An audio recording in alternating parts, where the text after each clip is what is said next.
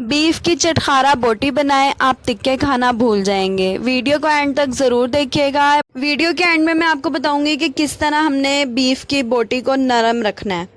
चलते हैं रेसिपी की तरफ। ये मैंने सिरका डाल दिया है। सिरका डालने से हम इसकी स्मेल ख़त्म करेंगे। सिरका डाल के हम इसको 5 से 10 मिनट तक रख देते हैं। इससे ये होगा कि ये टेंडर भी इजीली हो जाएगा, और दूसरा ये कि अगर जिसको स्मेल आती है गोश्त की तो वो भी इससे निकल जाएगी। बस सिरका डालने के बाद आपने इसको अच्छे पानी से वॉश कर लेना है, खुले पानी से, ताकि इसकी खटास ना रहे। ये मैंने एक प्याज ले ली थी, इसको मैंने चॉप कर लिया। अब मैंने इसमें 1 टेबल स्पून लहसुन अदरक का पेस्ट शामिल किया है, और 1 टेबल स्पून मैं इसमें नमक शामिल कर रही हूँ। नमक सिर्फ अब हम इसमें ही शामिल कर रहे हैं, इसके अलावा मैं नमक नहीं डालूंगी।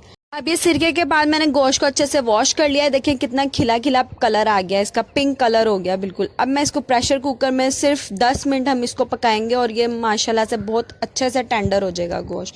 इसमें मैंने सिर्फ प्याज और लहसुन अदरक का पेस्ट और जो नमक डाला था वो हम इसमें शामिल करके इसमें 1 गिलास पानी शामिल करेंगे, और हम इसको पकने के लिए रख देंगे। 10 मिनट बाद ये देखें कितने अच्छे से गल चुका है। प्याज भी अच्छे से गल के गोश्त के साथ लग चुकी है।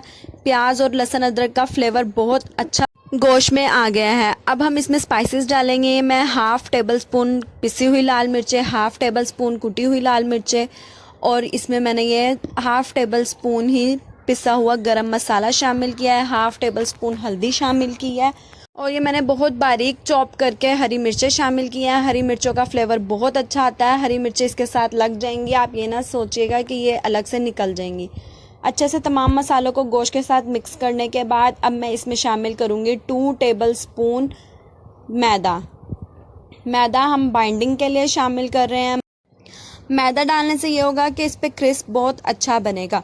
अब मैदा शामिल करके भी हमने इसको अच्छे से मिक्स कर लेना है। इसमें आपने पानी बिल्कुल भी शामिल नहीं करना। अब मैं आपको बताती हूँ गोश्त को नरम कैसे रखना है। गोश्त को आपने एक तो आप कचरी पाउडर लगा सकते हैं, दूसरा ये कि आप अगर चर्बी वाला फैट वाला गोश्त लेते हैं तो वो बहुत ही जूसी और सॉफ्ट बनते हैं उससे। अब ये मैंने ऑयल गरम कर लिया है। ऑयल फुल तेज़ गरम है। हमने सिर्फ इसको क्रिस्प दिलवाना है क्योंकि ये अच्छे से टेंडर हुआ हुआ है। मैंने इसको कुकर में किया था, आप इसको नॉर्मली पैन में भी कर सकते हैं। इसको हम अच्छे से डाल लेते हैं। थोड़ी देर आपने इसको चम्मच नहीं चलाना बिल्कुल भी। चम्मच चलाने से ये होगा कि इसके ऊपर का मैदा क्रिस्प मसाला उतर जाएगा। देखिए अच्छे से हमने सिर्फ 3 मिनट इसको पकाया, और देखिए कितना अच्छा इसका कलर आ गया।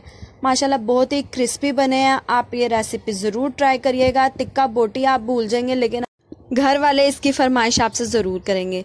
Thanks for watching my video.